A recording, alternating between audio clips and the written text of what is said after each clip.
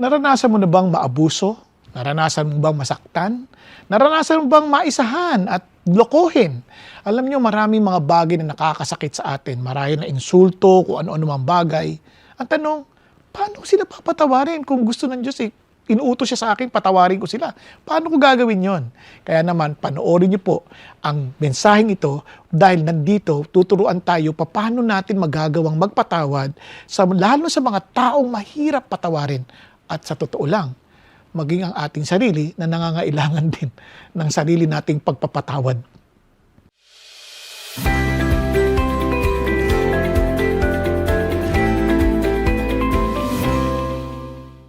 Ngayon po ay ating pong last episode na po ng ating series on Knowing God, the Creator of Family. Dahil yung pong buwan ng Setyembre, tayo po ay nagdiwang ng ating Family Month. Now, ilan sa inyo ang wala rito nung nakaraang linggo? Gusto ko lang malaman, huwag ko kayo mag-alala. Ayan, saan kayo? Kung sakali naman kayo po ay nagpunta doon sa mga rallies, wala namang problema doon. Napakaganda ho yung i-express natin kung ano po yung mga righteous anger natin sa ating mga puso, yung ating mga frustrations. Ganun pa man, I pray that the boldness that we had in expressing our feelings, no, yung mga righteous indignation, kumbaga, sana ganun din ka-passionate tayo to declare our Lord Jesus Christ, who alone can really change our nation. Ba't ko nasabi? Lagi ko po naririnig itong Vox Populi, Vox Dei. Sa alam siya, totoo lang ho, hindi ho totoo yun eh. Kasi yung kung naalala ninyo, we had that in the people's power. We had that. And ano nangyari sa atin? We even got worse. Napansin nyo ba yan? Ngayon, alam niyo po ba na yung Vox Populi, kung naalala niyo, they were the ones who were shouting, crucify Him, pero hindi yun boses ng Diyos. Yung mga nagrarayot po nung panahon ni Paul, they were trying to destroy Paul, and it was the shout of the people, pero hindi yun boses ng Diyos. Kaya wag ho tayo magpapadin lang na kapag mas maraming tao, sila na yung tama. Minsan ho, kung sino pa yung marami, sila pa yung may tama. I hope na hindi nyo, para lang maintindihan ho natin. So, the only power that really much more powerful than the power of people, yung pong power ng Diyos. Kasi yung kapangyarihan ng Diyos, it changes our hearts. It transforms us into the likeness of His Son, Jesus Christ. Kaya naman po, lagi ho nating ipagsigawan that only Jesus can truly change lives. Amen? Kaya kung hindi natin experience yung kawawa naman tayo. Kaya nga, ang pag-asa ho ng bayan, tayo pong mga kumikilala kay Jesus Christ ay talagang tumayo ng maayos. Look at the challenge of God. If my people, hindi ho lahat my people will humble themselves and turn from their wicked ways. Napansin niyo po ba yun? Sinong hinahamon niya? God's people. He's not looking for anybody, for everybody to repent. He was just first challenging God's people. And sabi niya, and pray. Diba? Ang importante yun Then I will hear their prayers and heal their land. At sa totoo, tayo rin po ang ilaw at asin ng sanlibutan. Kung yung ilaw, kukurap-kurap, tiyak, kurap talaga yung pamahalaan. Di ba? Kung yung ilaw, yung asin, matabang, contaminated na, mahihirapan ho tayong mapigilan ang kabulukan sa ating paligid. Nauunawaan po. Kaya kailangan ho talaga tayong bumalik sa gumawa sa atin upang magkaroon po ng kaayusan ang ating pong paligid. So, ngayon po, bago po magpatuloy, shoutout lang po sa mga kapatid natin sa Macau at ganun din sa Hong Kong. Sabi nila, sumasabay po sila sa atin dito. Kaya praise God po, kawayan natin sila. At siyempre, kasama na rin ang mga kapatiran natin sa lahat ng lupalop ng Pilipinas at sa ibang bansa. Ngayon po, para maintindihan nun natin to, gusto ko muna kayong kwentuhan. Noon po, meron pong nabalita si Rob Drinkwater. Kakatuwa ang apelido niya, Drinkwater. Si Rob Drinkwater ng Western Star, nireport po niya ito noong 1970 pa, ng tagal-tagal na. Si Adrian Pierce, 17 taong gulang at that time, na taga Ontario, siya po ay estudyante ng St. George Henry Secondary School. At nung magpapasko po, ito po yung kanyang girlfriend, seryoso niya po ito talagang kasintahan. Kaya lang, excited po siya kasi magpapasko na eh. Parang ilang araw na lang, Pasko na. Di ba? Parang tayo ata, parang ganun eh, no? Malapit na eh. Di eto, excited na siya. Kanya lang, nung panahon na nagkita sila, nako, siya po ay binrake. Yung binrake up po yung relationship. Sobrang awit. Sobrang, hindi na naintindihan na matatanda yun kasi pang-aming salita ang mga bata yun eh. Di ba? Sobrang sakit ho nung kanyang naramdaman. No? Talagang iyak ho siya. Tapos, ang masama pa, nagbigay pa ng regalo. Di ba? Nung nagbigay ng regalo, di ba, inuwi naman niya. At nilagay niya na sa ilalim ng Christmas tree at hindi na binuksan. Lumipas ang maraming Christmas, hindi niya to binuksan. Lumipas ang maraming taon at nagkaroon na rin siya ng asawa at mga anak. Nandoon pa rin sa Christmas tree. Hindi niya binubuksan. Hanggang sabi ng mga anak, pa, buksan na natin to. Sabi niya, wag na wag niyong gagalawin yan. Ganyan. Siyempre, sama pa rin ang loob, no? Tapos sabi nga doon, hanggang sa lumipas na rin ang hindi na nakapagpigil yung asawa. Ba't pa kasi nandito pa yan? Itapon na nga natin yan. O, di ba? Nung itatapon na, tinitigan pa muli ng isang beses. Yun. Tapos, tinapon din. Hanggang doon lang ho yung kwento ni Rob Drinkwater. Eh nung nakarating sa akin yung kwento, dinagdagan ko. Atin-atin lang yun, ha? Nung tinapon, nakuha na ng garbage collector at naintriga. Binuksan. Nako, pagbukas talaga, ang laki ng bukas ng mata. At alam nyo kung anong nakita niya? Mamaya. Mamaya. Huwag ka muna kaalis. Mamaya. Ngayon, sige.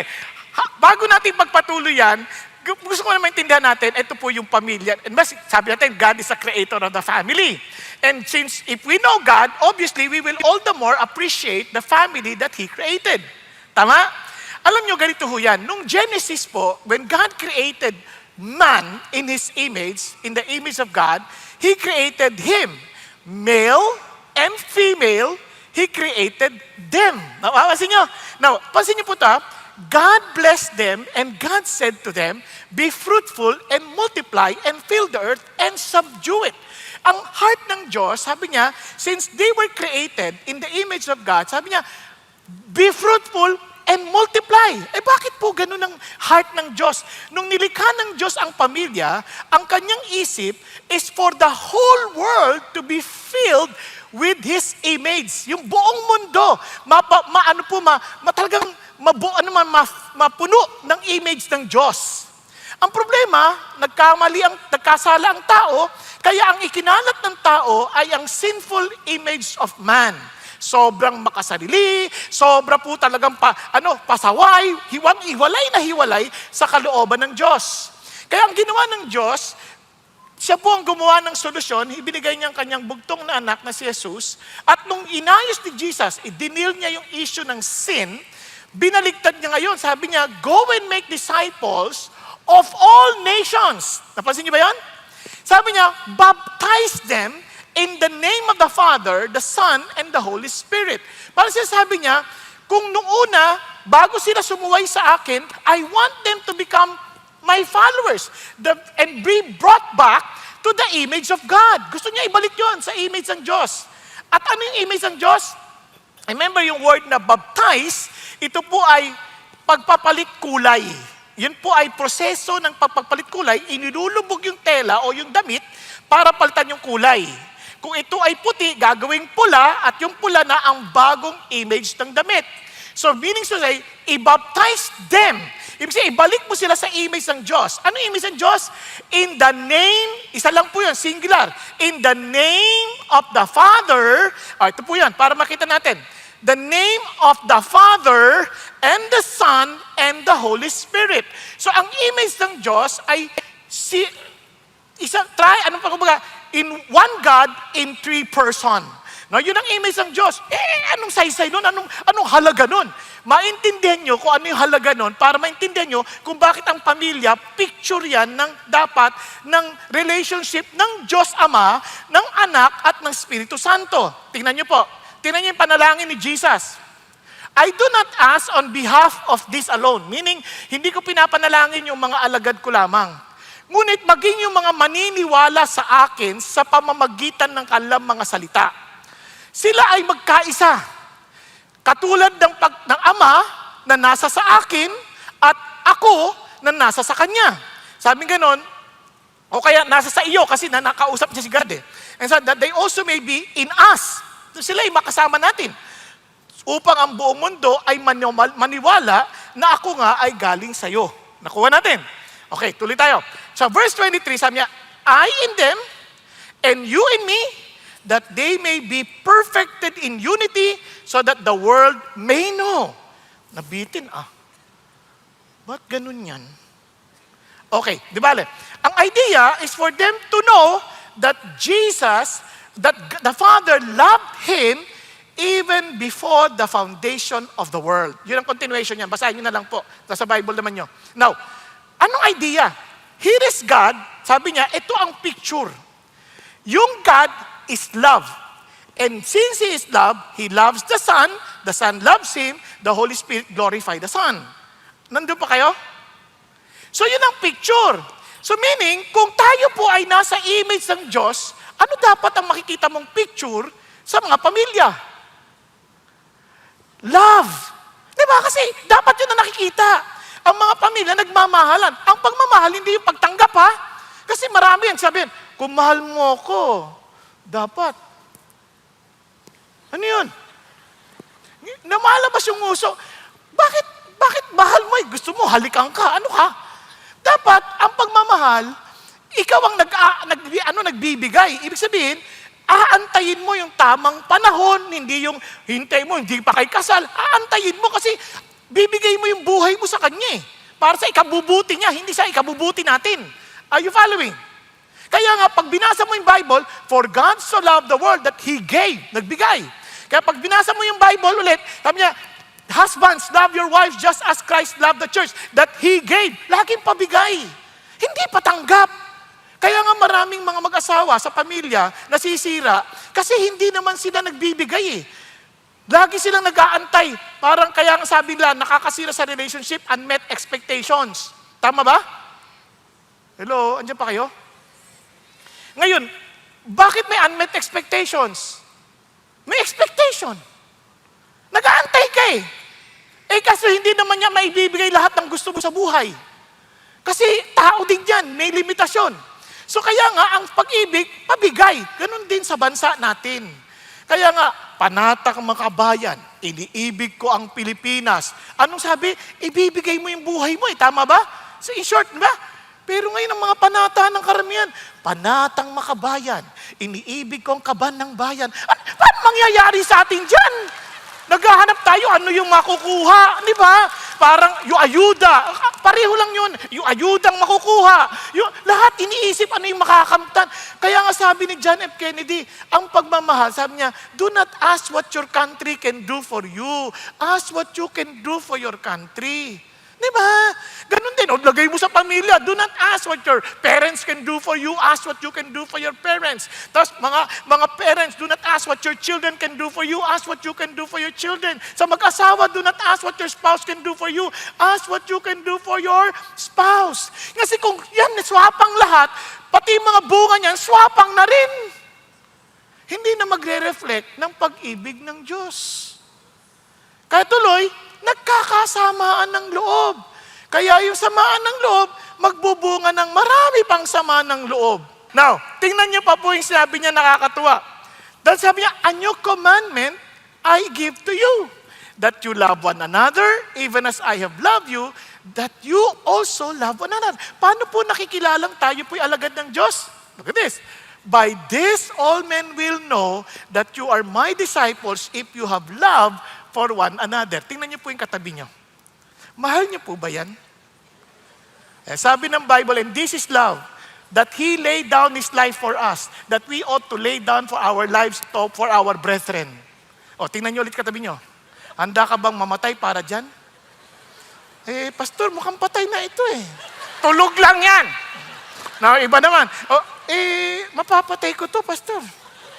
Baka magalit na naman kayo, baka sabihin, kasi alam siya, totoo lang, hindi yung handang mamatay, hindi naman kailangan literal patay eh. Yung lang ibigay mo yung best mo, para lang sa, kunyari, ikaw nag-aaral ka, bigay mo yung best mo, para sa ikabubuti ng ibang tao. Naku para ka rin namatay sa sarili yun, kasi minsan ayaw mo mag-aaral eh. Mahirap naman, gusto ko pa matulog eh. Di ba? Pero hindi, kailangan ko na magising, kailangan ko na mag-aaral. Yung iba, mga nagtatrabaho, ang haba ng break time, umiiwas sa trabaho. Pero titiisin mo yon para lang, para ipagbubuti ko to para sa iba. Kasi tingnan nyo kunyari engineer ka, hindi mo pinagbuti, wala, flood control, sira. Di ba? Hindi sa totoo lang. Kasi kung pinagbuti mo yun, checkin mo nang mabuti, wala to sa standard, ayusin nyo to. Tapos hindi yung babayaran agad, tapos hindi naman patapos. Di ba? Ibig sabihin, merong hindi gumagawa ng kanyang trabaho. Yung iba naman, pipirma na lang. Sige, pirma na to, tapos na to, okay na. Hindi mo lang chinek. Check mo naman. Kung mahal mo yung buong bayan at mahal mo yung mga kababayan mo, dapat chinek mo yan. Hindi ko tinitira sila. Sinasabi ko lang sa inyo mga napapanood natin. Kasi napapanood naman na natin di ba? Tinuturuan ko lang kayo kung bakit. Kasi nga ako sa mga tanungan mga tanungan. Alam sa totoo lang, pagtatanungan, kung talagang mahal niyo yung bayan, ang tanong dapat ganito. Bakit kailangan mo yung budget na to? O bakit kailangan nyo magpunta sa ibang bansa? Yan, anong tulong niya sa Pilipinas? Di ba? Basta masaya ako nakakapasyal, masaya ako magtrabaho, ganon. Di ba dapat kahit sa negosyo, kung ako nagtatrabaho, tinatanong ko, anong return of investment yan? Pero wala akong narinig na ganong tanong, di ba nakakaano yun? Parang bakit kaya ganon? Wala na ba talaga nagmamahal sa bayan? If this is my representative, then she should be asking the very question I have in my heart. Kaya tayo rin as Christians, wag na natin sila ituro, tayo na. What are we doing? Are we also giving our best in exercising our responsibility? Nakuha ninyo? Kaya lahat tayo, wag na nating magturan. Lahat tayo, hamon ng Diyos yun sa atin. Kaya nga, tayo mga Christians, we need to give our best. We are always trying our best to achieve the best service that we can possibly do for the glory of our God. Amen po? Kaya lahat yun, pinag-iisipan natin. Bakit? Kasi yun ang nais ng Diyos sa atin. And the last hurrah of Satan is to destroy our relationships. Kaya sinasabi niya, tingnan nyo, but realize this, that in the last days, difficult times will come. Kasi, when will be lovers of self? Wala na yung pagmamahal na galing sa Diyos, which is to give. Lovers of money, boastful, arrogant, revilers, disobedient to parents, ungrateful, unholy, unloving. Tingnan nyo, ayaw na makipag-ayos, irreconcilable, malicious gossips, without self-control, brutal, haters of good. Treacherous, reckless, conceited, lovers of pleasure, rather than lovers of God. Holding to a form of godliness, although they have denied its power. Puro na ng ako. Puro ako. Kasi makasalanan tayong lahat. Makasarili tayong lahat. Naintindihan po? Now, look at this. Friends, kaya wag tayo magturo sa iba. Ito yung last hurrah ni Satan. Kaya even among Christians, minsan hindi tayo nagbabatian. Pag nagkagalit-galit, wala na, galit-galit na. Hindi na nag-uusap. Kaya sabi niya, bakit? Godly, but they denied its power. And alam niyo ba ang the most powerful challenge, one of the most powerful challenges ng Christians, that the so-called godly people, na they deny the power of God? Alam niyo kung ano? Magpatawad. Ay, ba't gumagalaw yan? Forgiveness. Tingnan niyo na lang. If you forgive others for their transgressions, your Heavenly Father will also forgive you. But if you do not forgive others, then your Father will not forgive your transgressions. Isa sa palatandaan na alam mong ikaw ay napatawad na ni Jesus at ikaw ay may saving faith at alam mong meron kang relationship kay Jesus, it is your ability to forgive. From the heart. Paano yun? Paano ba yun? To some of us, maaaring sabihin natin, Oh, ako marunong ako. Dalawang klase kasi ang forgiveness. Forgiveness na nakasakit sa atin at forgiveness ng ating sarili. Sa marami sa atin, hindi natin mapatawad sarili natin eh. Ayaw man natin ipahalata, pero madalas, yung ating relationship kay God naapektuhan ng ating pagtingin sa sarili na para bagang, hindi na ako gumawa ng tama. Kaya hindi mo rin mapatawad ang sarili. Nakakain ka ng iyong sariling natawag na guilt. Naunawaan po? Hello? Kaya yan ang atin ng pag-uusapan ngayon. Kaya kung babalikan natin po yung ating pong mga nakaraang mga messages, kung maalala nyo, if God is our Father, He revealed Himself as our Father, then live as God's child. Now, hindi lang yon. God is our Savior. He is a saving God. Kaya Jesus in every home, making sure that every part of every member of the family belongs to Jesus. At God is faithful, kaya naman, let's make sure that the faith we receive should be the same faith to be passed on. Kasi, ang nakakalungkot, baka iba yung naipasa natin sa natanggap natin. O kaya, mali yung natanggap natin, mali rin yung ipapasa natin. Kaya make sure that the saving faith that we receive is the true faith and it is the faith that is passed on. Are you following? Ngayon, balik na tayo doon sa box. Ay, nakalimutan niyo na? Kasi, nung binuksan, nako, nagulat siya. Meron palang figurine doon. At ang nakalagay, God is forgiving, choose forgiveness. Oh, di ba? So, tandaan nyo ha, God is forgiving, choose forgiveness. Akala ko kukunin niya yung regalo eh. Balik tayo dito. So ano po bang ibig sabihin yan? Na para po lalo natin ma-appreciate, alam niyo kung bakit importante po yung idea ng forgiveness at mamaya maintindihan niyo kung bakit importante ito sa lahat sa atin. Sabi mo ni John MacArthur, not only is forgiveness the path to joy and satisfaction and fulfillment in the family, but the inability to forgive not only destroys relationships, it destroys the people who don't forgive. It is not only destructive of relationship, it is self-destructive. Kung mapapansin niyo kapag kayo napunta sa mga social media ngayon, minsan yung ibang mga digital creator, nag-i-instill ng galit. Parang papakita na kagad. Be honest, yung mga inaakusahan sa atin, wala pa naman, wala pang finality doon. Wala pa. Kasi marami pang gagawin dyan. Marami pang investigasyong gagawin bago yan matiyak na totoo ngang nagawa nila yon o hindi. Di ba? At mapalasutan man nila yan o totoo o hindi, may Diyos naman tayo. Pero ang tanong sa atin, ano dapat ang ating attitude towards them? Paano kung makita mo siya pumasok dito, anong gagawin mo? Alam nga sabihin, kunya ikaw ay aser. Oy, wag ka dito. Kita ko yung picture mo, ha? Walang ganon, walang ganon. Di ba? Okay, makita mo sa daan, kapal, babatuhin mo ba yan? Hindi, walang ganon. Kasi tatandaan natin, yung ating pagtingin sa ibang tao, it reflects who we are. Nagkakaintindihan po? Kaya ito po ang tatlong bagay na wag nating kakaligtaan. These are principles, hindi sila kumpleto, pero ito yung pinaka-basic para mapili nating magpatawad. Okay? Our eternal identity, everyday practice, and excellent model. Una, choose forgiveness because of our eternal identity. Pakisabi mo sa tabi mo, eternal identity. Sabi mo, nakatulog ka na naman. Sabi mo, eternal identity. Bakit? Napansin niyo po ba to? Naranasan niyo na po ba yung parang may isang tao, sasabihin niyo, alam mo, ang sungit niyan. Kaya tatawagin na, halimbawa, tatawagin mo ng taray. Tatawagin mo ng taray. Tatawagin na siyang taray.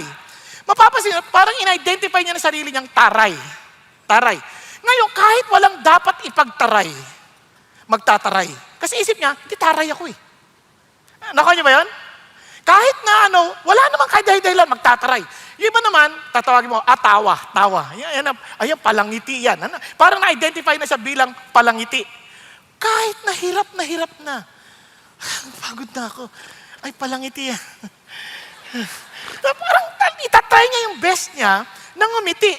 Kasi yung identity, it affects the way we behave. Kaya importante po na maintindihan natin, ano ba yung identity natin? No, pag tinawag akong Christian, what does it mean? Di ba?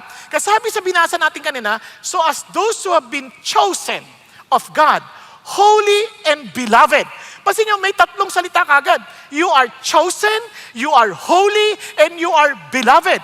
Pag sinabi mong chosen, kasi importante ito, pag sinabi mong chosen, you are chosen by God Himself. Hindi ikaw ang namili sarili mo. It was the Lord who chose you. At itong sabi niya, and you were picked up among so many people, out of billions of people out there, God chose you.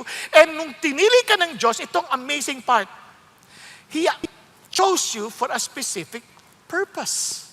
Hindi ka pinili for the sake of being, parang pinili ka lang. No, you have a purpose to fulfill. At hindi lang yon, lalo na ang picture dito is more than that. It is a choice of being part of His family. Kasi hindi lahat ng nasa orphans, ina-adapt. Pinipili lang nila yung feel nilang dapat nilang i-adapt. Are you following? Kaya tayo naman, we're so blessed. Bakit? Kasi sabi ng Lord, blessed be the God and Father of our Lord Jesus Christ, who has blessed us with every spiritual blessings in the heavenly places, in Christ, just as He chose us in Him before the foundations of the world, that we would be holy and blameless before Him. In love. Sabi niya, He predestined us to adoptions as sons through Jesus Christ to Himself according to the kind intention of His will. Sabi niya, those who come to Jesus, they are the ones whom I have chosen to be part of my family. Kaya parang ito, yan na, predestined na yan. The moment you chose Jesus, you're part of the family. Yan, kumbaga, wala kang pwedeng baguhin dyan. That is exactly the point. Parang pag pinili mo si Jesus, you're part of my family. Kaya he who received Him, they gave them the right to become children of God. Nakuha ninyo? Andiyan pa kayo? Now, isipin nyo, now that you're part of the family, ano ng identity mo? Kunyari, kung ako ay, halimbawa, ano apelido mo nga rin nato? Ano apelido mo? Tupas. Kasi tinatanong lang kung totoong tao si Renato. Totoo po yan. Ang apelido niya ay Tupas. Ano ba? Kasama siya ng mga tupa ni Lord. Ay, di. Now, halimbawa si Renato. Inampon, halimbawa, ng pamilya ko. Ngayon, hindi na siya tupas. Saking na siya. Nako nyo? Sakin na. Kasi, sakin na kasi sakin apelido ko. Di ba? So, ang identity niya, hindi na tupas. Sakin na. Kasi, pamilya ko na siya. Kasi the Father identifies, but the Father sets the identity of the family. Kapag binasa niyo yung Bible, son of Abraham. Son, hindi naman sinabi son of Sarah. Hindi, son of Abraham. Son of Isaac. Son, kasi yung tatay ang nagde-determine ng identity. Kaya, we are sons of the Father. Ibig sabihin, God. Meaning, we are now being part of the identity sa tatay. Naunawaan po. Andiyan pa kayo. So, kung kayo rin ay tatay, tatandaan ninyo, you're the one setting the identity of the family. Kung kayo ay mga, kunyari, wala naman dito niyan, sa ibang church. Yung tatay nangangaliwa, you're setting an identity of infidelity. Nakuha ninyo?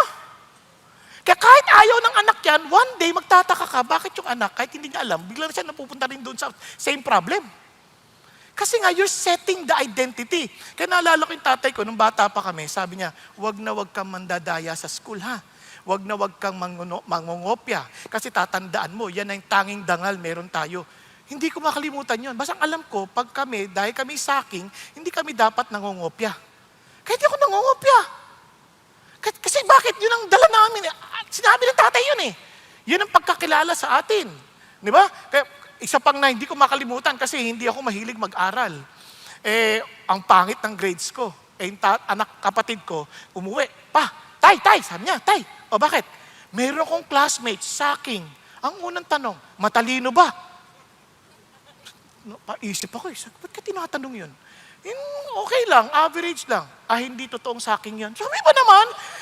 Alam niyo, hindi naman totoong lahat ng saking matalino, ha? Baka ma-misinterpret ninyo kahit ako hindi ako matalino. Kaya yung tatay ko lang, parang nagsaset siya ng identity. Para kaya naman yung mga kapatid ko, honor student, ako lang ang hindi muntik na hindi ma-identify eh. Kasi talaga ang labo ko talaga tao eh. Pero maawain ng Diyos, binago niya yung puso ko, nakita ko yung halaga kung bakit niya kami pinag-aaral. So balik na tayo ulit dito. So nagsiset siya ng identity. Are you following? Nagkakaintindihan? Ganon din kay God. Sabi niya, we are adopted sons. So ano ini-expect niya sa atin? Tingnan niyo, when we were created, binalik niya tayo to our original design. First, when we were saved, sabi niya, we are saved by grace, not because of our works. Sabi niya, it is a gift, not as a result of works, so that no one may boast. It is a gift of God. Regalo yun ng Diyos. Ngayon that you are saved, meaning, kinuha ka na. Niligtas ka na sa dati mong pinanggalingan na talagang you are enslaved by Satan. Daw, ano sabi niya? Ikaw ngayon ay binalik niya sa original mo. You are God's masterpiece. You are God's workmanship. Created in Christ Jesus for good works, which God prepared beforehand so that we would walk in them. Ano yun? Ito yung gawain ng pamilya ng Diyos. How would I know? Basahin niyo yung continuation. Tapos pupunta tayo sa verse 18 and 19, tatalunin na natin, through Him, we both have our access in one spirit to the Father. So then, you are no longer strangers and aliens, but you are fellow citizens with the saints. Can you imagine the word? Saints. Hindi mga patayan, buhayan. Sinusulatan niya mga Ephesians. Saint. So kung imagine, lahat ng Christian na tinawag niya, saint yan. Yan katabi mo, saint. Ano pangalan mo, kuya? Abraham. Saint Abraham. Hindi naman, Saint Abraham. Yung, kayo po, Alan. Saint Alan. So isipin niyo, ilagay niyo yung pangalan, Saint Alan. Pag-gising pa lang sa umaga, pagtingin mo sa salamin, Saint Alan. Lalabas ka ngayon. Si Saint Alan ay maglalakad pupunta na sa opisina. Si Saint Alan magtatrabaho na. Ano kayang klaseng pagtatrabaho ang gagawin ni Saint Alan? Pag-isipan niyo. Ano kayang klaseng buhay? Hindi yung Saint Gerard, hindi. Wag ganon, wag ganon. Kailangan, gawin mo yung responsibility mo. Di ba? Hindi yung papangalanan mo yung sarili mong ganoon, tapos hindi naman lumalabas yung katibayan. Kasi may katibayan yun eh. Kaya nga yung sasabihin, Lord, tingnan nyo and are of God's household. Bahagi ka na ng pamilya. So meaning, whatever you do outside, your family is affected. The whole name of your family is affected. Kaya yung Christians, pansin nyo, pag sinabi nyo, ako Christian ako, tapos ito ginawa niya, nadadamay lahat. Pero anong tugon natin? Hindi natin kukondinahin. Tutulungan nating makabangon at madala hanggang sa dulo. Hindi ko makalimutan yung sinabi ni Josh McDowell. Nung tinanong siya sa hypothetically ng kanyang anak, Pa, what if I tell you that I got pregnant out of wedlock? Sa kabila ng pagiging niyang author, sa kabila ng pagiging niyang sikat na pastor, missionary, evangelist, Pa, what will you do? Sabi niya kagad sa anak niya, Anak, remember this. People will no longer invite me. People will they might no longer buy my books. I will lose my job.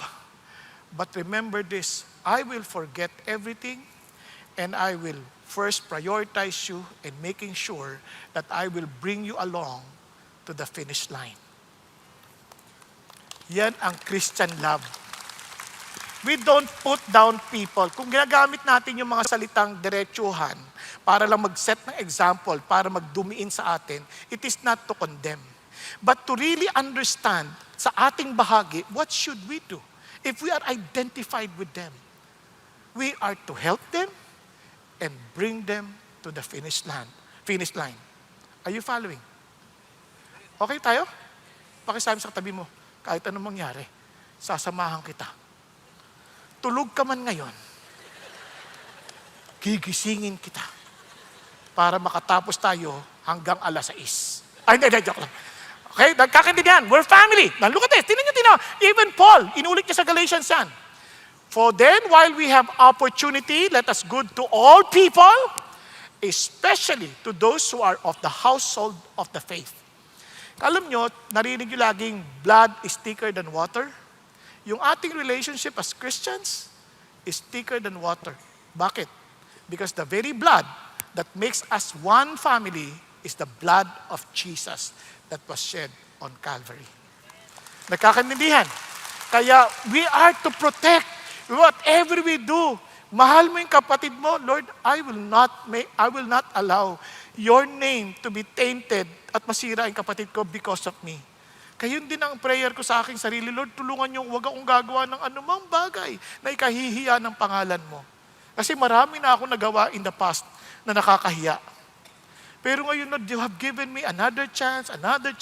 Please, wag mo na akong pahintulutan gumawa ng anumang bagay na ikahihiya ninyo at ikakahiya ng pangalan nyo at the same time ng mga kapatid ko sa buhay.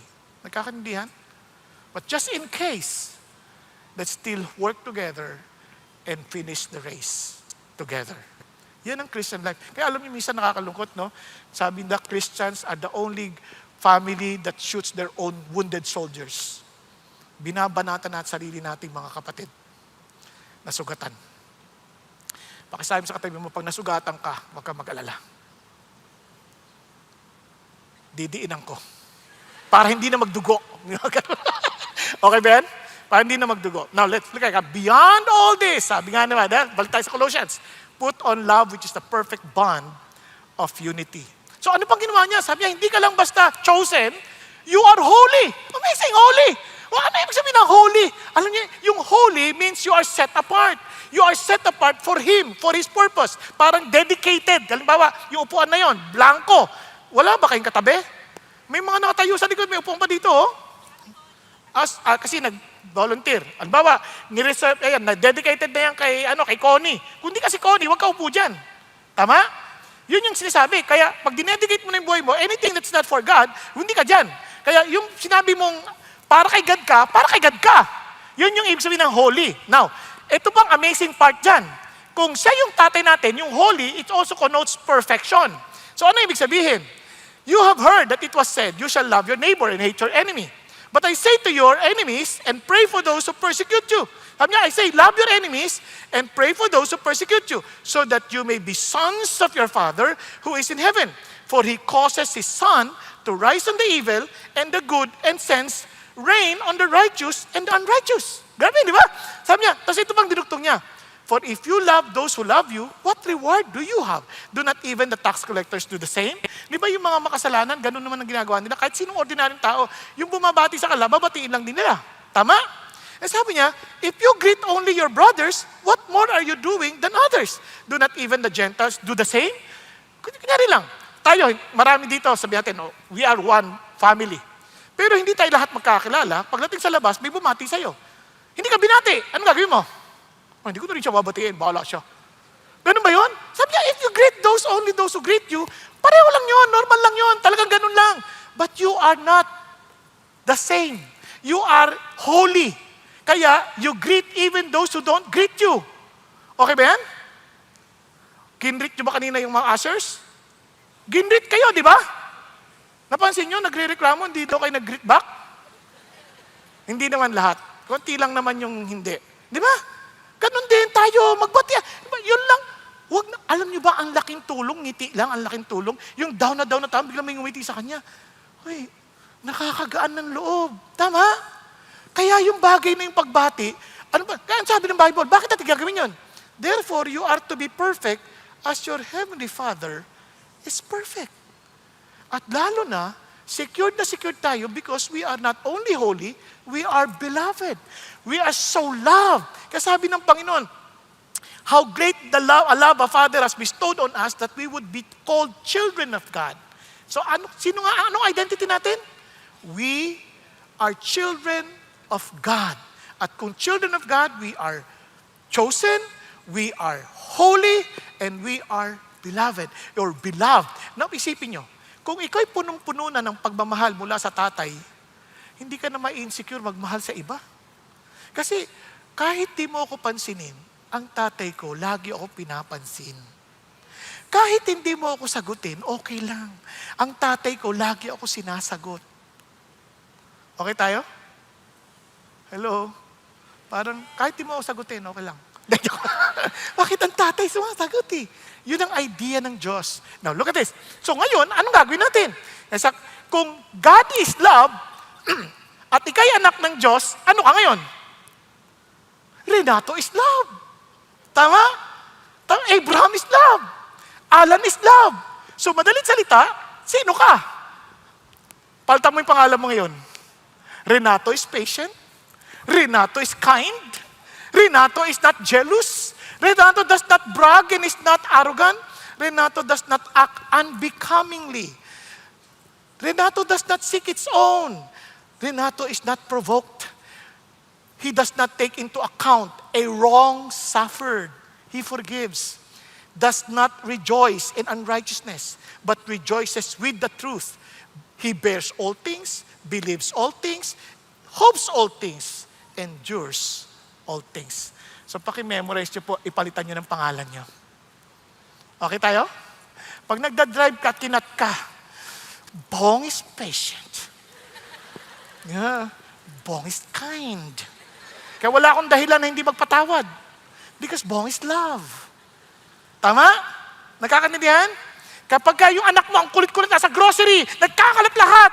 No, bigla mong banggitin. Albert is kind. Naku naintindihan na natin? O kaya wag yung gano'n, pag nag-aaway kayo mag-asawa, tapos babanggitin mo yung pangalan ng asawa mo. Charlie is kind. Yung pangalan mo, wag yung pangalan ng asawa o ng anak, pangalan natin. Okay po? Kaya, napaka-importante nun. Now, pangalawa, our everyday practice. Siyempre, alam nyo, hindi madali yun kasi lagi na, araw-araw natin gagawin yan. Tingnan mo sabi niya, our everyday practice, sabi nga na, put on a heart of compassion, kindness, humility, gentleness, patience, bearing with one another, and forgiving each other. Now, ano napansin po ninyo? Yung word na put on, parang isusuot mo. Sabi niya, put on the heart. Pag sinabi mo the heart, ibig sabihin, hindi yung sapilitan. Hindi yung parang, di ba naalala niyo ng bata tayo? O anak, yan ang damit mo. Ano yan? Ang pangit. Kasi naalala ko ng bata ko, ang uso noon, bell bottom eh. Ewan ko, nabot niyo yun. Yung bell bottom, takip yung paa, saka alligator shoes ang tawag, yung matataas. Ganyan. Ngayon, nung papantalon na ako, sabi ng tatay ko, paliitan mo lang yung yung pantalon ko, punta ka sa tito mo, yung tito mo, magaling magsastre yun. Ang sapatos niya, baston. Yung talagang nakadiretso, walang sapatos, papasok mo ganyan. Yung shoot, kung hindi mo masushoot. Isipin mo, nung napaliitan na, sinuot ko ngayon. Bata pa ako nun. Sinuot ko ngayon, kitang-kita yung sapatos ko. Tapos sabi nga gano'n, ay, ang gwapo mo, sabi nung tatay. Ang gwapo Ikaw, kasi bata ka, parang nagreklamo sa puso mo. Kaya pagpasok sa school, lahat hindi mo makita yung sapatos, ikaw lutang na lutang. Adidas Smart, kulay orange. Lutang na lutang. Kaya alien ang dating, di ba? Kaya during the flag ceremony, habang kinakata, ang pakiramdam mo, yung flag nasa paa mo eh. Kasi lahat titingnan ang ganyan, no? Di ba? Parang ang hirap ng pakiramdam. So, yun, wala kang saya doon. Ito, sinasabi niya, put on a heart. Ibig sabihin, with joy, with such delight, nagagawin mo to. With such delight, susutin mo to. Pero para ma-enjoy mo yan, kailangan, hubarin mo muna yung pangit na damit, yung mga pangit na hindi bagay sa'yo. Hubarin mo muna yung bagay na damit na hindi nakakabuti sa'yo. Kaya nga, mapapansin ninyo, bago sinabi yan, sa unang verses, itong sabi, but now you also put them all aside. Put them all aside. Anger, wrath, malice, slander, abusive speech from your mouth. Do not lie to one another since you laid aside the old self with its evil practice. Lahat yan, tabi mo na. Paano mo gagawin? Ito pa, buti na, hindi pa tapos. And put on the new self. Kasi may bago ka ng pagkatao. He is being renewed to a true knowledge according to the image of the one who created him. Meaning, you have to always remind yourself of your new identity, tapos i-meditate mo. Kasi new knowledge renewed knowledge of the one who created you. Sino yan? Di ba remember, the Word, in the beginning was the Word, and the Word was with God, and the Word was God, and everything existed because of Him? Naalala nyo? It was Him who created us. It is the Word. Sabi niya, talaga yun yung sinasabi si Jesus who became human. Kaya naman, we are to meditate the very word that revealed Him. Na lagi mo ni-meditate para sa ganun, set aside yung galit, yung malice, yung slander, anything na nakakasama sa'yo, matatanggal. Alam nyo ba kung napaka-importante niyan? Sasample lang kayo, ha? Sino ba ditong pwedeng magamit Ikaw na lang nga, kuya. Halika rito. Umakit ka nga dito sa taas. Ayan. Papakita ko lang sa inyo kung paano ka-importante yung ating iniisip. Kasi alam nyo, may pag-aaral na kapag mayroong mga grupo ng mga kabataan, inaral nila, sasabihin na sa tubig lahat ng mga bagay na masasama. Tapos, ito namang kakabila, lahat ng mabubuti, sasabihin na sa tubig. Nung finraise nila, surprisingly, chaotic yung structure ng tubig dito. Dito sa kabila, maayos. Ito, halimbawa iyan. Ganyan mo yung kamay mo. Ganyan mo yung kamay mo. Ha? Ganyan ha? Isipin mo, gwapo ka. Gwapo ako. Mabait ako. Mabait ang mga magulang ko. Mabait ang mga kaibigan ko. Pinagpala ako ng Diyos. Isipin mo lahat yun. Talagang sobrang blessed ako. Hallelujah. Tingnan nyo. Ang tigas! Ang hirap ibaba! O ito, isipin mo, pangit ako. Wala akong kwentang tao. Isipin mo, wala akong kwentang tao. Talagang sobrang, wala akong kinabukasan. Napakasama akong tao. O, tingnan mo parang, wala ka energy! Ano, hindi mo pinigilan? Oh, bakit? Wala. Hindi mo na alam, no? Bakit, no? Kasi huwag ka mag-alala, hindi totoo yung mga pinagsasabi natin huli, ha? Ang totoo yung una. Salamat, Ian, ha? Napansin niyo? Walang pagbabago doon sa pagganyan ko. Inuna ko na nga yung magaganda para hindi siya ready, di ba? Ngayon, ready na siya dapat. Pero biglang bagsak na lang. Kasi nga, pag malaging masamang iniisip natin, lalo kung meron tayong unforgiveness, minsan kung sino pa yung nagmamahal sa atin, masasaktan din natin. Wala tayong ka-energy. Nakuha ninyo? Okay tayo dyan, ha? Kaya nga, nung mga pinag-aralan nila, ito sinare ni Pastor Marty kagabi. Tuwan-tuwa ako. Yung impact ng reading the Bible, yung nagme-meditate. Yung feeling lonely, nagda-drop ng 30%. Yung mga galit, laging galit, yung mga anger issues, nagda-drop ng 32%. Yung mga laging may sama ng loob sa mga relationship, nagda-drop ng 40%. Yung mga nag-alcoholic, yung mga nagba-drop ng 57%. Sex outside of marriage, nagda-drop ng 68%. O, di ba? And feeling spiritually stagnant, nagda-drop ng 60%. And viewing pornography, nagda-drop ng 61%. Grabing laki ng porsyento nun. Kasi they first put aside all malice, all slander, all anger. So you can put on a new clothing. Anong ipuput mo? It is a clothing made of some special materials. And to easily remember the word, kokaihu genpa befo. Kokaihu genpa befo. Imported yung materials na yan. Ano yan? Ano yung kokaihu genpa befo? Ito po yan. Tadan! Compassion, kindness, humility. Gentleness, patience, bearing one another, forgiving each other. Alam niyo, pag sinabi niyo yung compassion, iniisip niyo yung awareness ng suffering ng ibang tao. Parang, kung ako sinisiraan itong tao na to, may problema siya. Palagay ko, di ba, sa halip na sumama loob mo, palagay ko meron tong pinagdadaanan na hindi maganda. Siguro, hindi siya tinatrato ng maayos sa bahay nila. Siguro, so you sense that compassion on him. Sa halip na magalit ka, naawa ka pa nga. Tama? Tapos, kindness. Yung kindness, yung idea ng, ito po yung parang, nagiging warm-hearted ka. Parang, kawawa naman siya. Paano ko siya matutulungan? You begin to think on how to help the person. Yung humility, naintindihan mo, galing ako dyan.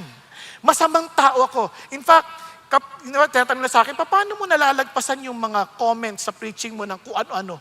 Una, hindi ko siya binabasa. Kasi I did not preach to impress people. I don't even care if they hated me, kasi even if it's unsettling. Why? Because I did it as long as I knew that I did it for my God's glory. Kasi iba-ibang preferences ng tao. Some they may like it, some may not. Sabi, paano hindi sila maliligtas? The Lord alone can save, not me.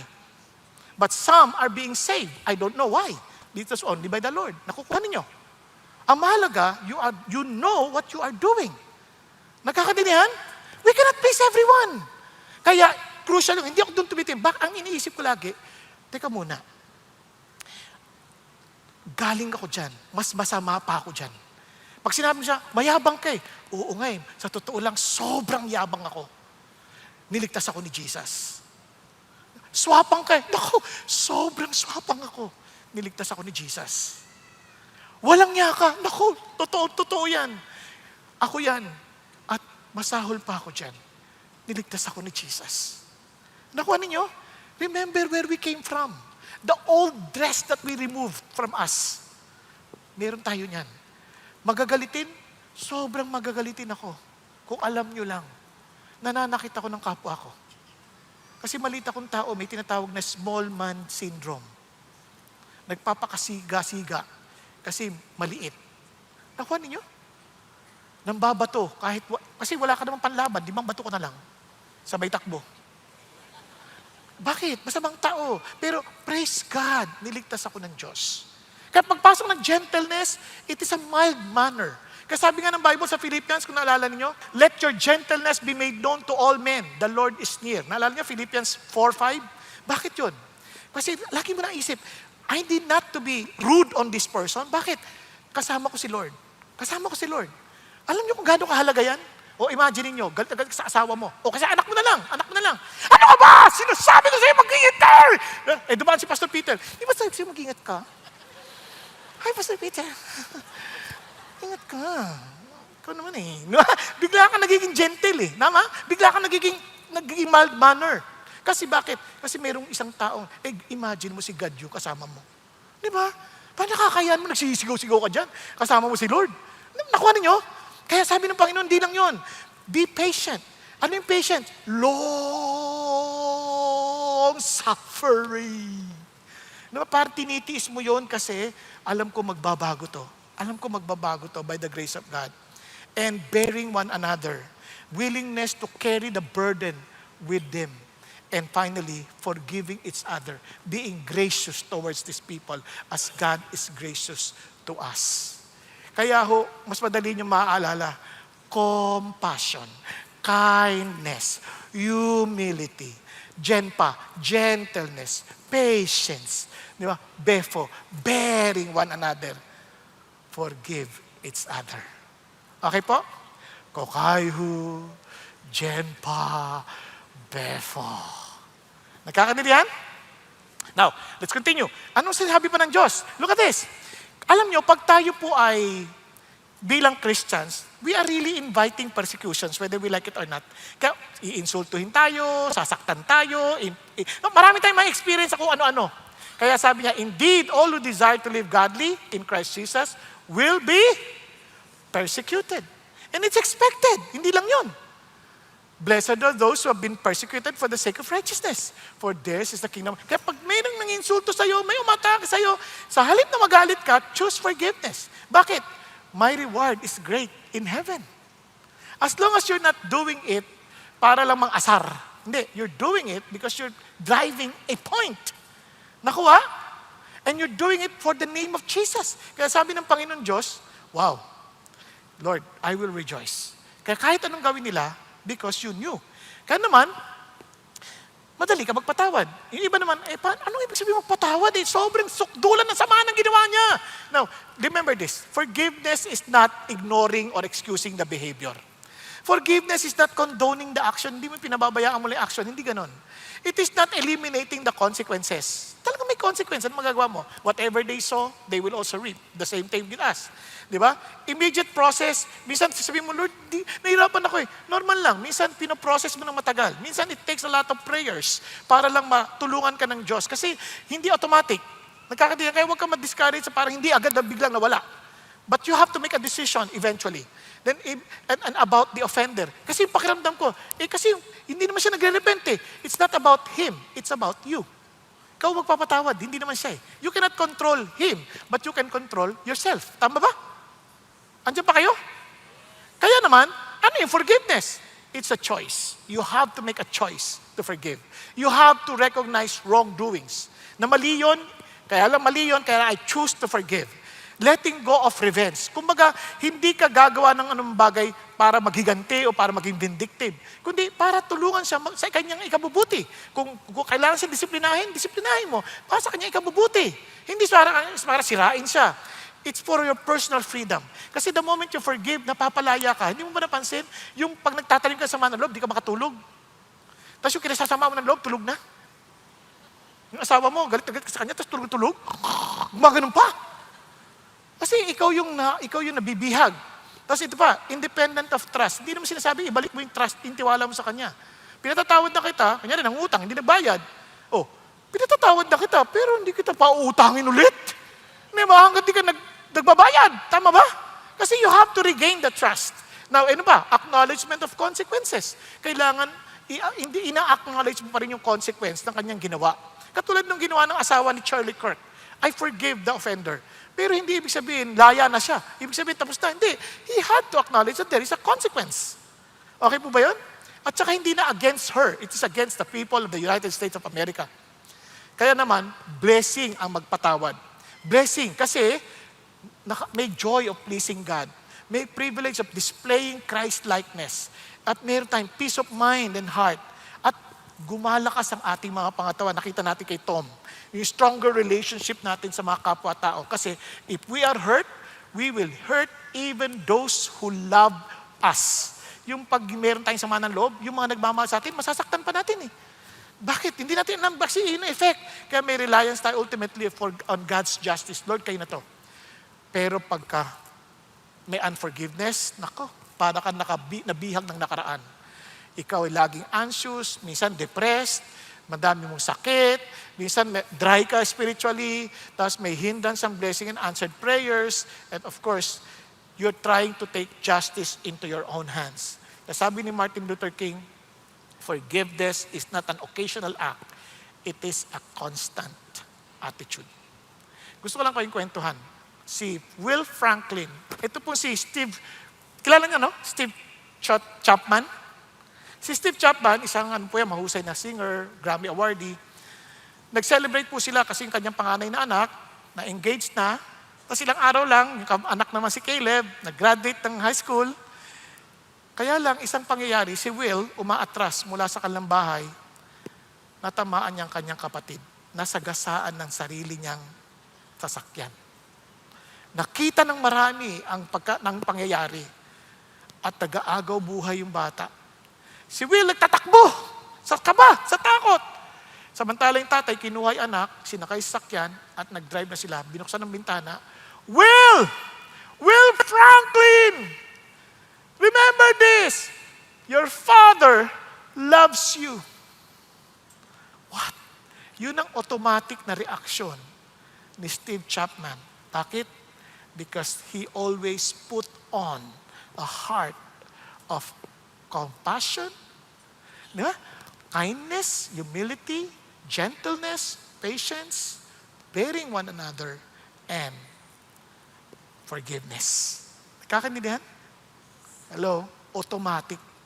Bakit? Naging kasanayan na. Kaya yung damit natin, minsan, di ba, yung gusto-gusto natin, yung palagi natin inuulit-ulit na kasanayan natin suotin. Kahit minsan butas-butas na. Ba't yung gusto mo? Yung lamig eh. Presko. Napansin niyo ba yun? Pag nakasanayan na natin, parang ayaw na nating palitan. Kasi yun ang idea ng Christian character. Kaya finally, excellent model. Tulad ng ating title, sabi niya, our excellent model, God is forgiving. Choose forgiveness. So, sabi ng Bible, tinan niya, just as the Lord forgave you, so also should you. Talagang inano ka agad kung paano ko pinatawad ng Lord. Now, mabilisan na lang. Paano tayo pinatawad ng Diyos? Hindi ho simple. Iniwan niya yung comfort ng langit. Sa totoo lang, hindi niya tayo kailangan. In eternity past, they were just enjoying with His Father, with the Holy Spirit. Hindi niya tayo kailangan. Tayo nagrebelde. And yet, He knew that we will perish. Kaya naman, He had to come and leave the comfort of heaven to die for us. Yung lang mag-suffer ng kapareho ng gutom na narasuffer natin, yun lang mag-suffer na makaranas siya ng bagyo kapareho ng dinadaanan natin. Ako, hindi biro yun.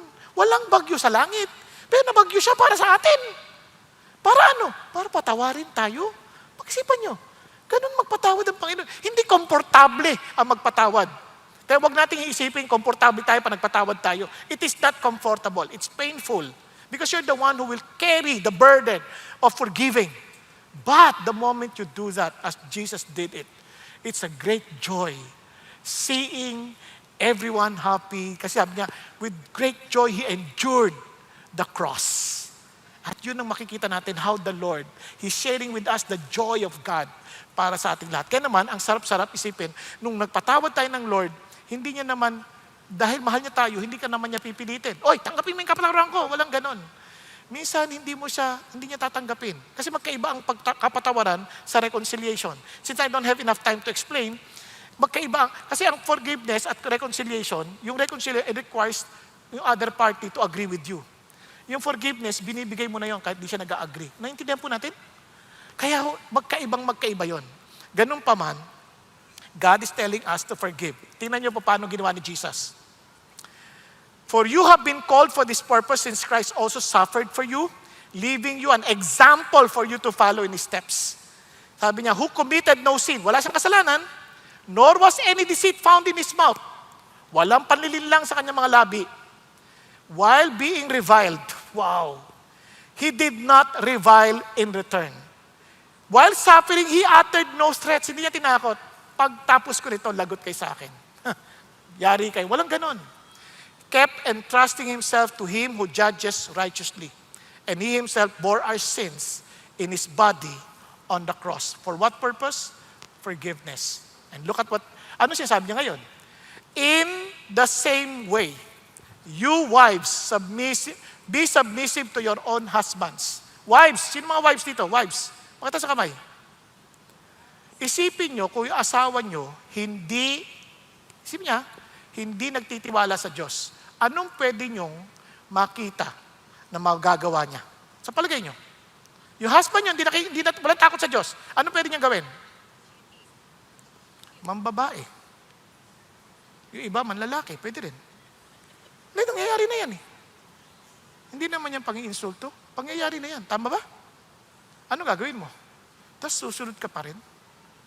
Itong lalaking to, ang kapal ng mukha, nandadaya, ha? Tapos sasagot. Ano sabi niya? Paano mo panalunin? Babaybulin mo ba? Ha? Ano mo sinasabi ng Bible? Kayong mga manlulungalul niya! Pupunta ka sa impyerno! Ganun ba? Ganun ba? Ganun ba sabi? Ano sabi? Hindi. They may be won without a word by the behavior of their wives. Sweetheart, kumain ka na ba? Hindi yung iimbisigahan mo, naka-miniskirt, 16 years old. Kapal niya, tapos datating sa bahay, nakaganyan ka na, miniskirt ka na, ayan ba, hanap mo? Naku, huwag ka nang lumaban dyan. Kasi pag may edad ka na, yung ugat labas na eh. Ganun ang mga puno, kaya wala kang laban. Huwag mo labanan doon. Labanan mo sa, sweetheart, pinagluto ko ng paborito mo. Mamasahin kita. Kung ito'y naglolo ko, anong ginawa ng asawa ko? Parang lalasunin yata ako. Nakanya? Then they will be won by their behavior. Para lalo kung mapagtibay yan, pakinggan po natin ang testimony ni James at ni Carla dahil napagdaanan nila ito. Pakinggan po natin live. Good day, everyone. My name is James, and this is my wife, Carla. We decided to get married earlier than we planned because I got Carla pregnant. But for the first several years of marriage, I usually went home drunk late at night, and this became the cause of our fights.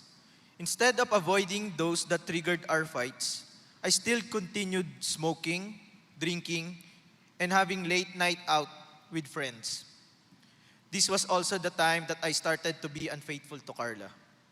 I got involved in a relationship with another girl whom I met in one of the bars my friends and I used to frequent. I hated James when he was drunk. He was a different person, literally possessed by the spirit of alcohol. At this point, I already regretted marrying him. 6 years into our marriage, I felt things were getting worse. There were times that I caught some suspicious messages in his phone, and when asked, he always denied it. One night, James asked me to pick him up from his friend's party. As usual, I found him drunk. Before heading to the car, we both went to the restroom. I heard a girl calling his name from outside the men's room. I went out and confronted her and asked why she was looking for my husband. She was shocked and went away. That was the confirmation that James was indeed cheating on me. I was devastated and felt I was going to have a breakdown. While James was sound asleep because of drunkenness, I took our boys and left the house. This was the start of our separation. While we were trying to work on our marriage, a friend who was aware of our situation invited us to a CCF Sunday service. At the end of the service, I accepted Jesus as my Lord and Savior, and that was the beginning of my relationship with the Lord. But not for me. I didn't accept Jesus right away. While we were still physically separated and trying to fix our marriage, it seemed that things were going well. But then, I started seeing the other girl again. One morning, on my way to work, I decided to drop by our house where James was staying. I wanted to surprise him and bring him breakfast, but I was the one who was surprised. I found him with a woman in our room. That was the worst day of my life. I couldn't help but question the Lord at that time. While I was driving home to my kids, I heard a voice saying, "Relax ka lang anak, ako ang bahala." I pulled over to the side of the road because it was really audible like there was someone beside me. I found myself asking, "Lord, is that you?" Then right after, I found myself crying and crying. Amazingly, that same night, I slept so well and very peacefully. Until now, I still couldn't explain it, but I'm sure it is the peace from the Lord that transcends understanding. I realized that the Lord has prepared me for this because I didn't know what I would do if He didn't make Himself known to me 2 weeks ago. At this point, I just really surrendered to Him and asked for the strength to go through each day. I couldn't reach Carla after what happened. She blocked me. I couldn't even talk to my kids. I regretted what happened. I was so heartbroken. I even thought of ending my life because I felt I had nothing left to live for. I was at rock bottom. I had no one. I had no family anymore. Even my own parents and siblings were mad at me. But then, this was the time that I found myself crying out to the Lord. I realized that He was all I had. One Sunday, while watching the CCF online service, I asked the Lord when I could see my family again because I really missed them and wanted them back so bad. Amazingly, at that very moment, I saw Carla and our kids caught by the camera. What are the chances? I knew it was the Lord. Through that simple divine coincidence, the Lord gave me hope. So I continued on pursuing and trying to win my family back. And by God's grace, after 2 weeks, Carla had chosen to forgive me. It was clearly all by God's grace that I was able to forgive that fast. I thought that if the Lord was able to forgive me this much, who was I not to forgive my husband? And what's more amazing and unbelievable is that I found myself giving James back my full trust. Since then, we started to experience the transformative work of the Lord in our marriage. I started to realize my shortcomings as well as a wife. 2 years later, the Lord impressed in my heart to reach out to the woman that James got involved with and tell her that I had forgiven her. I was hesitant at first, but by God's grace, I was able to do it. I didn't expect a reply, but she did said one, and with an apology. Carla and I attended 2 couples retreat, which also greatly helped us to have a deeper relationship, first with the Lord and with each other. We also attended the True Life retreat and got baptized. By God's grace, I lost the desire to drink and smoke. I found myself staying at home most of the time, preferring to be with my family and play with my boys instead. I also found a new hobby in cycling, which I believe God used to replace all my vices. I have also been faithful to Carla since then. We are now also part of Couples D Group and are also leading our own Couples D Group. This year, we celebrated our 15th wedding anniversary. I am a happy wife to the best husband and father, and we are happy parents to our now teenage boys, Miguel and Basti. I am also happily serving at Next Gen as a squad leader for Level 2 kids. Please continue to pray for our marriage and our family, that the Lord will continue to use our marriage for His glory and purpose. All praise, honor, and glory to God. Oh, you see, minsan di mo alam mo, susunod ka sa Diyos, huwag mong awayin, pero ang Diyos kikilos. Amen po. Alam niyo, hindi natapos dun ha. Baka isipin niyo yung babae lang. Ganon din sa lalaki. Tingnan niyo, sa verse 7, in the same way, sabi ng Panginoon Diyos, in the same way, ayan na, you husbands, in the same way, similar to what Jesus did, live with your wives in an understanding way as with someone weaker. Kasi ang idea dito, hindi Christian yung babae. Kung hindi Christian yung babae, isipin nyo anong pwede niya rin gawin. Same thing. But you have to understand that they're just weaker in terms of yung kanilang pong, well, perhaps kanilang physical strength. Kaya wag mo sapakin, wag mong gulpin. Kasi may mga ganun, di ba? Ang sabi niya, since she is a woman, and show her honor as the fellow heir of the grace of life so that your prayers will not be hindered. Isipin niyo yung mga panalangin natin, sinasagot ng Diyos. At ito, dito pinakita naman, naging Christian yung babae. Pero isipin niyo, minsan kahit Christian na, minsan, syempre, tao pa din yan eh. Hindi pa rin yan, hindi pa rin perfect. But we need to be understanding towards them. Now, and finally, sabi nga nun, to sum up, all of you, be harmonious, sympathetic, brotherly, kind-hearted, and humble in spirit, not returning evil for evil, insult for insult, but giving a blessing instead. For you were called for the very purpose that you might inherit a blessing. The heart of God is to bless us. At anong sikreto? Learn to forgive. Kasi kung hindi ka magpapatawad, makikipaggantihan ka ng insulto. Makikipagsuklian ka ng masasama. Tama ba? But sabi ng Lord, just understand our model, si Jesus. So, in the same way, forgive. In the same way, forgive. So, ang idea nito ganito. Alam mong pinatawad ka?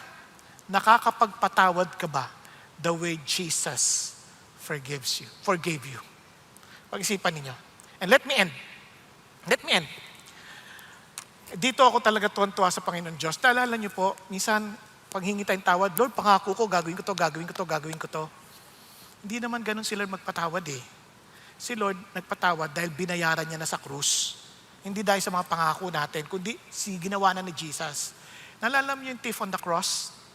Wala naman na siyang pagkakataon para magbago eh. Ang sabi niya, Lord, alalahanin niyo lang po ako. Hindi niya sinabi, ligtas mo ako. Sama mo ako sa langit. Sabi niya, alalahanin niyo na lang po ako, Panginoon. Wala na siya sinabi, alalahanin niyo lang po ako. Kumbaga, kasalanan ko naman talaga lahat eh. Alalahanin niyo na lang po ako. Ano sabi ni Lord? Hindi lang kita alalahanin. Ngayon, makakasama kita sa paraiso. Grabe, no? Now, tingnan niyo po ang biyaya ng Diyos. Kaya huwag ka, patawarin mo na rin ang sarili mo dahil pinatawad ka na ni Jesus. At tingnan sabi ng Lord, si Abraham, nagsinungaling, pinatawad ni Lord. Si David, nang babae na, nakapatay pa, pinatawad ni Lord. So, humingi ng totoo ng tawad sa Panginoon, nagpatawad eh. Si Paul, terorista yun. Tinakot niya yung mga Christians. Pinatawad ni Lord. Yung thief, pinatawad ni Lord. Tingnan mo yung katabi mo. Pinatawad din ni Lord yan. Kaya lang, paano kung di niya tinanggap yung kapatawaran? Kasalanan niya na yun. Basta pinatawad ka na ni Lord. It's just a matter of accepting His forgiveness or rejecting it. Tayo pong lahat ay yumuko at pumikit sandali. Mga kapatid, sobrang mahal tayo ng Diyos. He forgave us. He took the initiative to pay the penalty of our sins that we may be forgiven. Kaya pag nagpatawad tayo, we bear the consequence. Tayo nagbabayad. But we know we can do it because of our God who started it in us. Pero alam mo rin, hindi mo natanggap ang papatawaran ni Jesus kung hindi mo ito kayang ipasa rin sa iba. Kaya kapatid, tanungin mo ang sarili mo, have you accepted Christ's forgiveness in your life? Na masasabi mo, every day, susuotin mo ang compassion, susuotin mo ang kindness, susuotin mo ang humility, Susuotin mo ang gentleness, susuotin mo ang patience, ang bearing one others' burden, and also forgiving others, just as Christ forgave us. Will you choose forgiveness? Sa mga oras na to, kung meron kang naalalang taong nakasakit sa'yo, na minsan pag nakikita mo nasasaktan ka at ang action mo hindi na nagiging gentle, ang action mo hindi na nagiging compassionate, ang action mo hindi na nagiging humble, at nagiging kang parang galit, naiinis, why don't you lift that up to God and start forgiving? And mention the name of the person that you have forgiven, that you are forgiving. Mention it. Lord, talaga pag naalala ko itong tao na nasasaktan ako. Lord, hanggang ngayon hindi pa siya nagbabayad ng utang. So Lord, tulungan mo ako. Patawarin ko siya.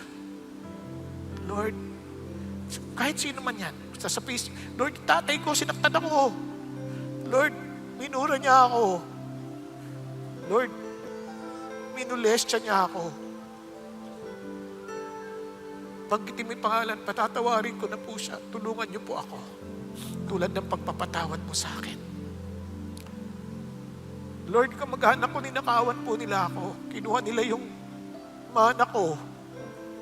Sabi mo sa Diyos, naintindihan ko yung pait na pinagdadaanan mo, and God understands that. But God wants to release you too from the pain of the past. And He wants you to be freed and enjoy the love of Jesus in your life. Kapatid ko, ikaw po ay ngayon ay gusto mo tanggapin din ang kapatawaran ng Diyos sa buhay mo and to be reconciled with Jesus. Be honest. Taas mo kamay mo, magpakumbaba ka. Lord, gusto ko po makipag-ayos sa iyo. And Lord, tinatanggap ko ang kapatawaran mo. Yes, huwag ka mahiya. Yes, hallelujah. Thank you, Jesus. Yes, hallelujah. Thank you, Jesus.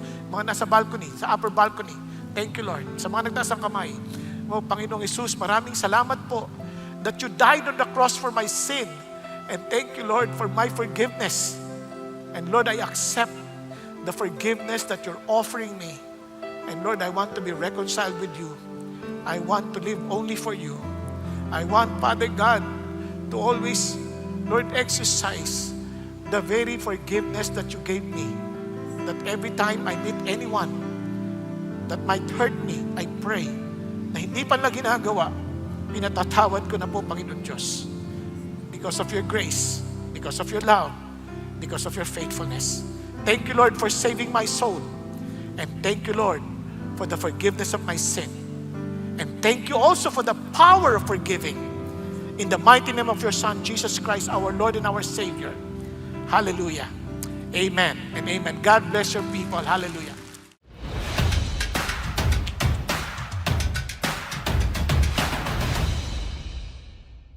Magandang araw, CCF family. Welcome to CCF Sunday Fast Track. We ask real-life questions and we give you biblical truths. Ako po si Patrick Estacio mula sa Big Singles Ministry at kasama po natin ang ating speaker na si Pastor Bong Saking upang sagutin ang ating mga katanungan. Pastor Bong, kamusta po kayo? Kamusta rin sa iyo, Patrick? Mabuti naman ako. Okay, praise God. Sa ating unang katanungan, sa sakit ng sugat mula sa isang magulang na nanakit, ng abuso o ng iwan, paano makakahanap ng daan tungo sa kapatawaran ng isang anak? Ayan. Alam mo, hindi natin inaalis yung katotohanan na nasaktan tayo. Hindi natin inaalis ang katotohanan na yung mga pait na naranasan natin ay totoo. Ganun pa man, kung naintindihan natin yung sinabi ng Diyos na ang lahat ng bagay ay gagawin niyang mabuti para sa mga nagmamahal sa Kanya at lumalakad ayon sa Kanyang kalooban, yung pananakit at mga karanasan na mapapait ay pwede ring gamitin ng Diyos ito para sa ikauunlad at ikabubuti mo. Katulad ni Jose, si Joseph. Yun naman, ang abuso ng mga kapatid. Di ba? Isipin mo, binenta. Tapos, hindi lang siya binenta, talagang hindi sila naging mabuti sa kanya pag kinakausap. At talagang mapait ang pinagdaanan ni Joseph kasi naging katulong na dating paborito ng tatay. Tapos, napagbintangan pa, nakulong. Pero ang lahat ng yun, sabi niya, ang Diyos ang nagdala sa akin dito para iligtas ang maraming buhay. So minsan, yung mga mapapait na karanasan ay pwedeng gamitin ng Diyos para sa ikabubuti ng iba na ikaw ang kakasangkapanin. Kaya He can turn the mess into a message, a test into a testimony, a scar into a star. Kaya napakahalaga lapit ka sa Diyos. Kasi, lahat tayo masasama, nakakagawa tayo ng bagay na hindi mabuti. Pero sa Diyos, kahit yung hindi mabuti, gagawin niyang mabuti para sa atin. Maraming salamat, Pastor Bong. Para sa ating ikalawang katanungan na medyo timely, Pastor Bong, paano natin mababalanse ang pagpapatawad sa kapwa at ang paghangad ng katarungan kung nahaharap ang sambayanan sa galit dulot ng pagnanakaw at katiwalian? At paano natin maisasabuhay ang kapatawaran? Ayan. Alam mo, hindi masamang magalit sa kasalanan. Mali ang kanilang ginawa, magagalit tayo sa kanilang ginagawa. Kasi ang epekto nun, kawawa ang mga biktima, ang mga taong nasasaktan, nahihirapan. Totoo yun. Ngayon, paano natin mapapatawad? Ang pagpapatawad ay inire-release na natin sa puso natin yung kanilang mga masamang ginawa. Ngayon, kung sakaling dadali natin yung hustisya, hindi para maghiganti.